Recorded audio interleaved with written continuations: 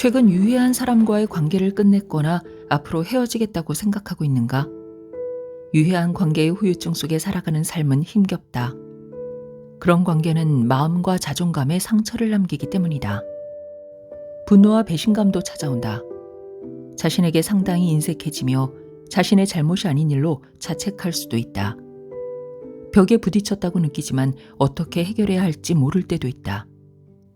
새로운 선택을 고민하지만 유해한 관계를 완전히 끝낼 준비가 되지 않았을 수도 있다. 자세한 계획을 세우기 어려워서 혹은 돈 문제로 아직 그 관계를 떠나지 못하는 사람도 있을 것이다. 어떤 상황이든 당신이 느끼는 감정이 전혀 이상하지 않다는 사실을 알면 좋겠다. 이제 당신 스스로의 힘으로 자유로워질 수 있다. 당신은 회복될 수 있고 더 행복해질 수 있다.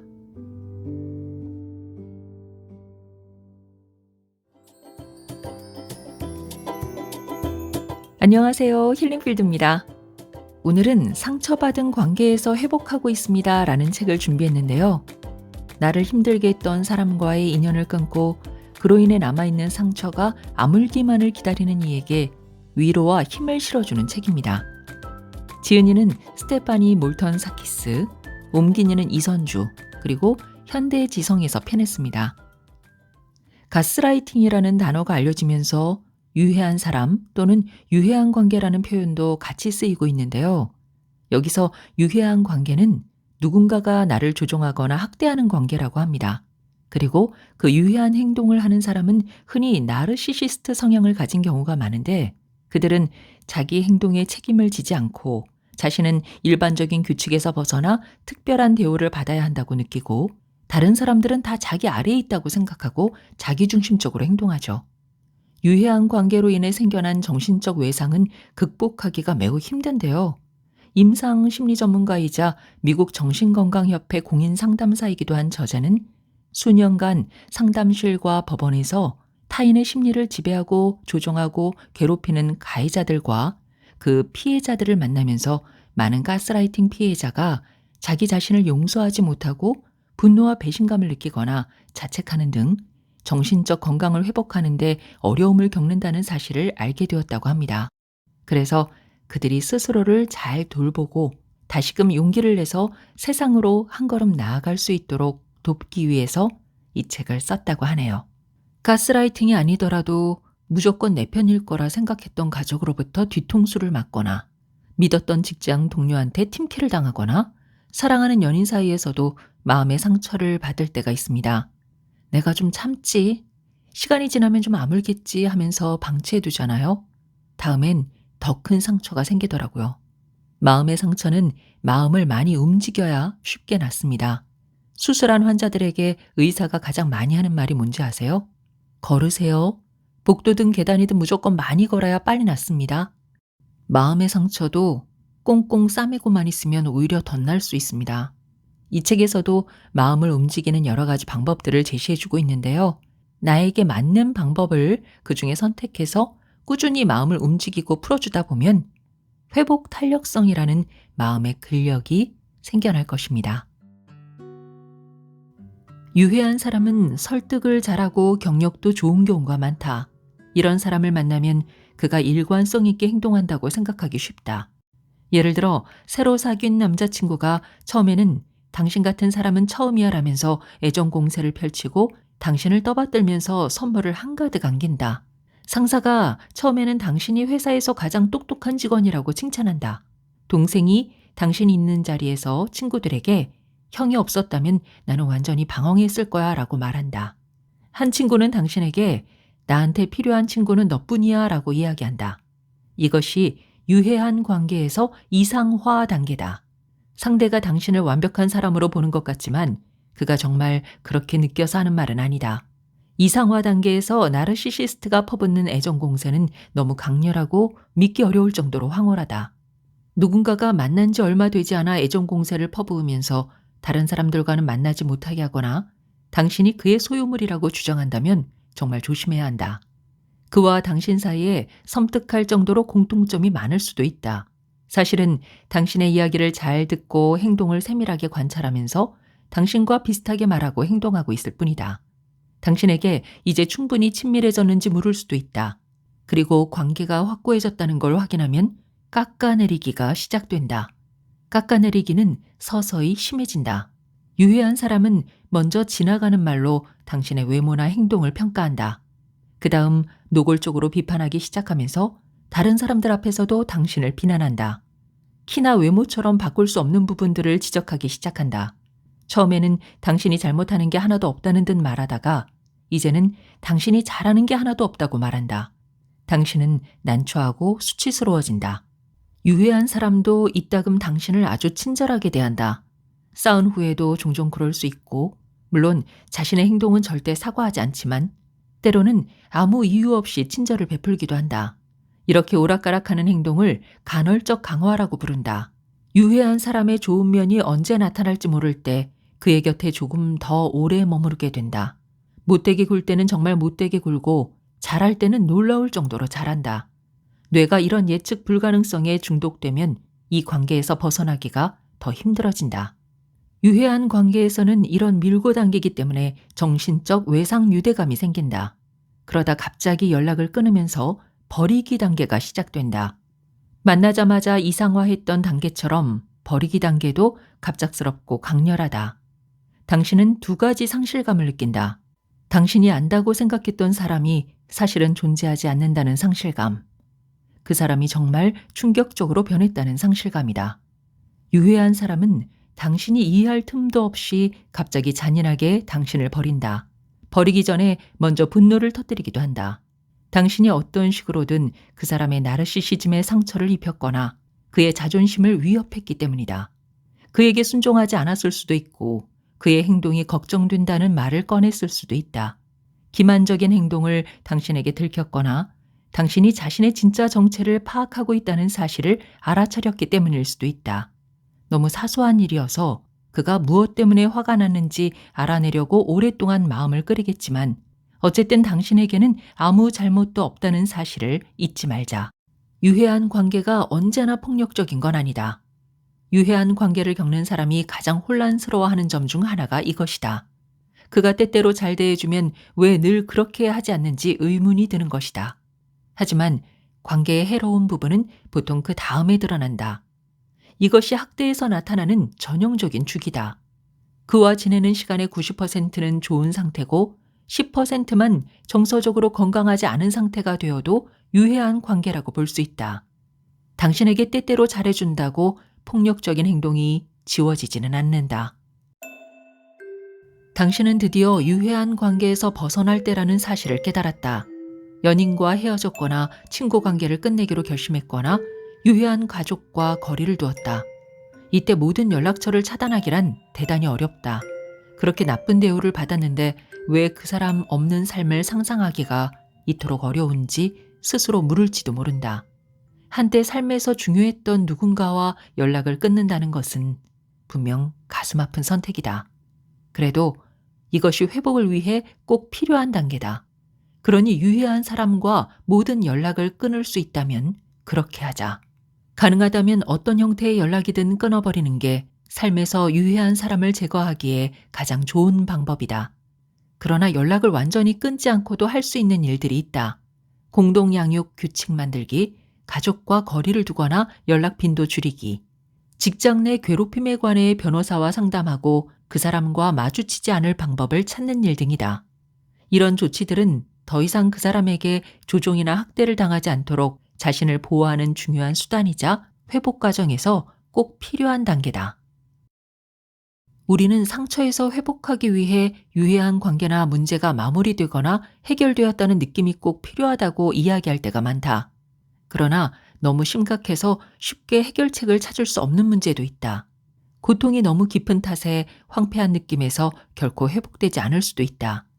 우리가 일반적으로 생각하는, 예를 들어 잘못을 저지른 누군가가 잘못을 인정하고 사과하는 이런 마무리를 짓지 못할 때도 많다. 당신은 실제로 어떤 일을 당했는지 증명하고 정당성을 얻거나 보상을 받고 싶을 것이다. 소중한 돈과 시간을 도둑맞았기 때문이다. 받아들이기 어렵겠지만 관계를 맺고 있을 때도 절대 사과하지 않았던 사람은 그 후에도 분명 사과하지 않을 것이다. 당신을 다시 관계로 끌어들이려고 애쓰면서 연락할 때만 빼고 말이다.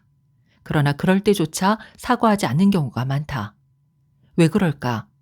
유해한 사람들은 자신의 문제를 보지 못하는 자아 동질적인 성격인 경우가 많다. 자신은 옳고 다른 사람에게 문제가 있다고 생각한다는 뜻이다. 반면 정서적으로 건강한 사람들은 자신의 문제를 볼 줄 아는 자아 이질적인 성격을 가진다. 자신의 행동에 문제가 있으면 깨닫고 행동을 바로잡으려고 한다.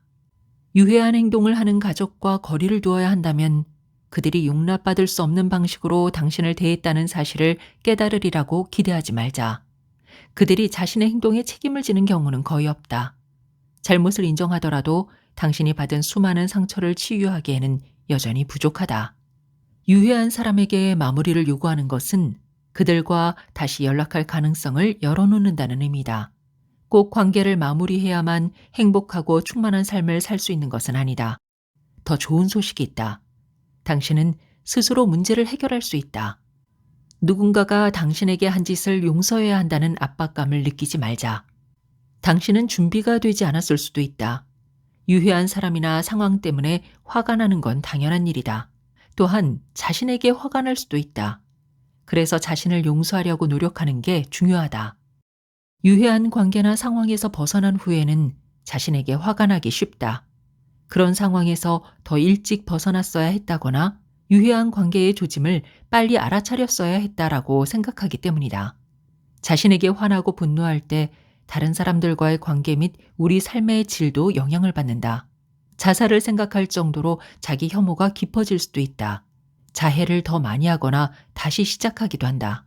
때때로 자신에게 실망감을 느끼는 건 정상이지만 수면과 식욕, 일반적인 행복까지 영향을 받기 시작한다면 도움을 청하고 자신을 성찰해야 할 때다.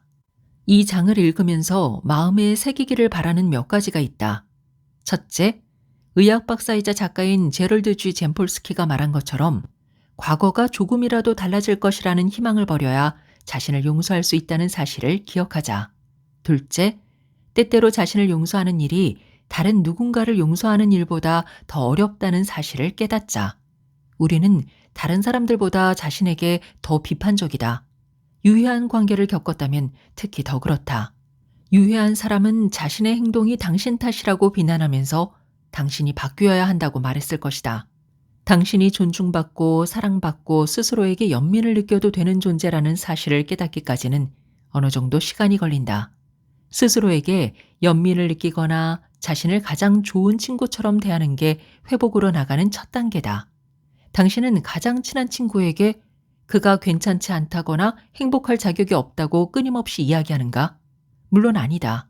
당신은 그 사람을 사랑하고 지지할 것이다. 유해한 사람은 당신에게 어떤 연민도 보이지 않았을 가능성이 크다. 그래도 당신은 스스로에게 연민을 보일 수 있다.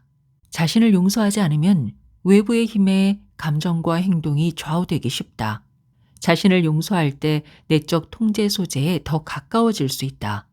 자신을 사랑한다는 건 스스로를 믿고 자신이 괜찮아질 것을 알아간다는 의미다. 물론 자신을 믿고 소중히 대하는 게 말처럼 쉽지 않다. 뒤에 나오는 자기 연민을 실천함으로써 이 목표에 가까워질 수 있다. 긍정적인 혼잣말을 되뇌자. 긍정적인 말을 되뇌는 게 바보처럼 느껴지거나 거짓말을 하는 것처럼 느껴질 수도 있다. 그러나 우리가 뭔가를 계속 되뇌면 실제로 그렇게 된다. 긍정적인 말을 되뇌든 부정적인 말을 되뇌든 그대로 된다. 혹시 부정적인 혼잣말을 되풀이하고 있지는 않은가? 당신이 괜찮지 않다거나 나쁘다고 했던 전 배우자나 가족의 말처럼 말이다. 의도적으로 긍정적인 혼잣말을 하면서 부정적인 혼잣말을 떨쳐내자.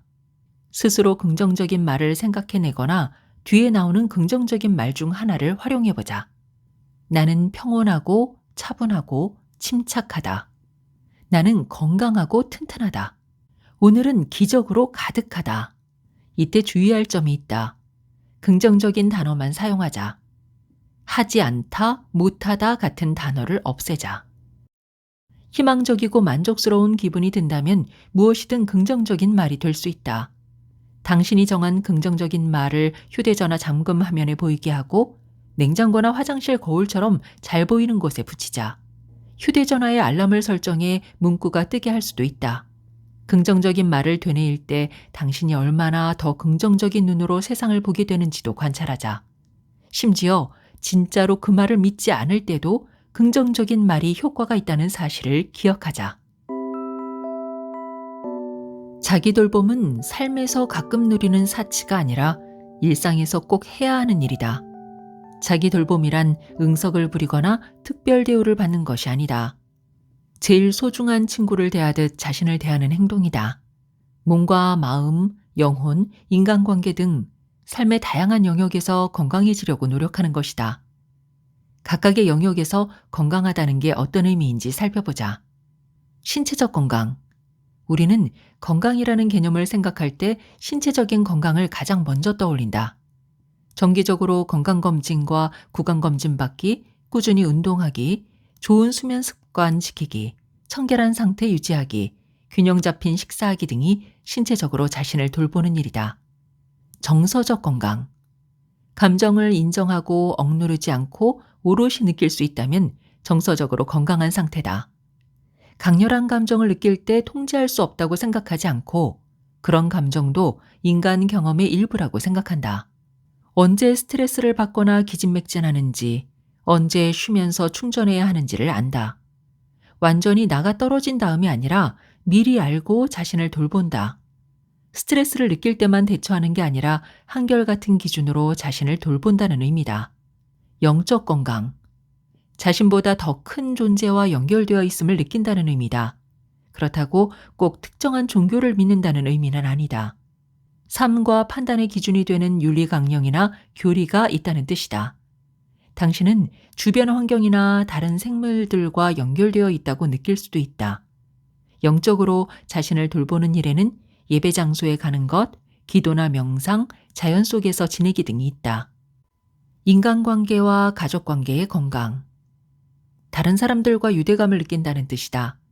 공동체 활동에 적극 참여하고 친구나 가족들과 함께 보내는 시간이 삶의 다른 영역과 균형을 유지한다.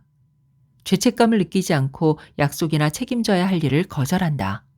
다른 사람들에게 잘 공감하지만 경계선도 잘 지킨다. 여기에서 자기 돌봄이란 언제 다른 사람들에게 다가갈지를 알고 동시에 언제 혼자만의 시간이 필요한지 알아차린다는 의미다. 일기를 쓰자. 일기 쓰기는 감정을 극복하는 데 도움이 될 뿐 아니라 정서적인 성장과 개인적인 성장을 돕는다. 유해한 관계를 겪었다면 만성 스트레스에 시달리느라 건강이 악화되었다는 사실을 알아차릴 수도 있다. 우리는 일기에 생각과 감정을 쏟아놓는다. 생각과 감정을 밖으로 꺼내면 두뇌의 부담이 줄어든다. 머리에 넣고 다녀야 할 게 줄어들기 때문이다. 일기를 단순히 일기장에 생각을 써넣는 일이라고 여길지도 모르겠다. 하지만 그건 옛날 방식이다. 이제 일기를 쓰는 방법도 아주 다양해졌다. 남에게 보여주지 않을 일기라면 어떤 수준으로 글을 써도 아무 상관없다. 생각을 큰 소리로 말하는 걸 좋아하거나 손으로 쓰는 걸 좋아하지 않는다면 글이 아니라 말로 표현해도 된다. 말을 녹음한 후 컴퓨터의 받아쓰기 기능을 활용해 글로 옮겨도 된다. 점심시간에 차 안에서 몇 분 동안 생각을 녹음하는 간단한 방법도 있다. 스케치나 그림으로 표현하는 방법도 괜찮다. 일기를 쓰는데 얼마나 많은 시간을 들여야 하는지도 정답은 없다. 일기를 많이 쓸수록 기분이 좋아진다는 증거가 있지만 일기를 쓴다는 사실 자체가 중요하다. 어쨌든 당신은 회복되고 있다. 명상을 하자. 명상은 현재에 머무르는 연습이다. 명상은 들이쉬고 내쉬는 호흡처럼 간단한 일이다. 앉거나 누워서 하는 명상도 있다. 어떤 사람들은 마음 챙김을 연습한다. 마음 챙김은 현재 이 순간에 집중하면서 계속 움직이는 명상의 일종이다. 우리 삶은 늘 분주하다. 마음 챙김 연습 때만이라도 관심을 딴 곳으로 돌려보자. 식사할 때 먹는 일에만 집중하기도 하나의 마음 챙김 연습이다. 식사하려고 앉을 때 텔레비전을 포함한 모든 전자기기를 끄자. 오로지 먹는 일에만 집중하자. 음식을 입에 넣고 최소한 10번 이상 씹으면서 질감과 맛, 냄새에 집중하자. 마음을 집중해서 먹을 때 음식을 덜 먹어도 배가 부르다는 걸 알게 될 것이다. 더 건강한 음식을 먹고 싶다는 마음도 일어난다. 스트레스를 느끼거나 학대의 악몽이 되살아날 때 3가지 이름 말하기를 연습해보자. 움직이지 않고도 연습할 수 있다. 지금 있는 자리에서 먼저 시작해보자. 지금 있는 자리에서 들리는 3가지, 보이는 3가지, 느낄 수 있는 3가지의 이름을 불러보자. 평소 기분으로 돌아올 때까지 반복해서 3가지 이름을 부르자. 큰 소리로 해도 좋고 작은 소리도 괜찮다. 매번 같은 이름을 부를 수도 있고 다른 이름을 선택할 수도 있다. 이런 연습을 그라운딩 기법이라고 부른다. 그라운딩 기법은 두뇌의 관심을 다른 데로 돌리고 현재에 집중하도록 돕는다. 평소에 3가지 이름 부르기나 다른 그라운딩 기법을 많이 연습할수록 스트레스를 받을 때 바로 적용하기 쉽다. 이 책에 나온 제안과 방법 중 어떤 건 더 쉽고 어떤 건 어려워 보인다. 아무 문제 없다. 언제든 다시 돌아와 어려운 방법을 해내려고 노력하면 된다. 그런 제안은 당신과 맞지 않다고 마음먹을 수도 있다. 다른 사람과 다시 관계를 맺든 자원봉사를 하든 상담을 받든 자신을 치유하려고 노력할 때 회복이 더 빨리 찾아온다. 이 책을 덮기 전 마지막으로 몇 가지를 권하고 싶다. 첫 번째, 회복 과정을 밟는 동안 계속 일기를 쓰고 일기에 쓰거나 그림으로 표현한 내용을 다시 들여다보자. 일기 쓰기는 당신이 겪은 일을 극복하는 데 도움이 되고 이전에 쓴 내용을 들여다보면 자신이 얼마나 많이 성장했는지 확인할 수 있다. 정서적으로 더 건강한 사람들뿐 아니라 자신과도 더 좋은 관계를 맺고 있다는 사실을 알게 될 것이다. 아직 일기 쓰기를 시작하지 않았다면 이제 시작해보자. 두 번째, 이 책 전체에서 여러 차례 말했지만 다시 한번 이야기하려고 한다. 당신이 겪은 정신적 외상을 자세히 살펴보기 위해 정신건강 전문가에게 도움을 청하자. 당신의 고통은 상상이 아니라 진짜고 그 고통을 해결해야 한다.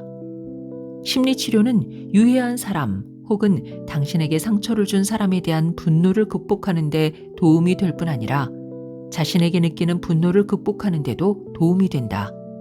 세 번째, 유해한 사람과 상황을 벗어나 회복하는 과정에는 결승선이 없고 회복이 늘 앞을 향해 직선으로 나아가지만은 않는다는 사실을 기억하자. 그 과정은 오히려 구불구불한 길에 가깝다. 처음에는 나쁜 날보다 좋은 날들이 많아서 나쁜 날도 그리 나쁘지 않게 느껴질 수 있다. 그러다 앞으로 나가지 않고 뒤로 미끄러지는 것 같은 날이 온다. 내가 만난 많은 내담자는 결국 정신적 외상에서 벗어나 치유되고 정서적으로 건강한 사람들에게 둘러싸여 행복하고 생산적이고 의미 있는 삶을 살게 되었다.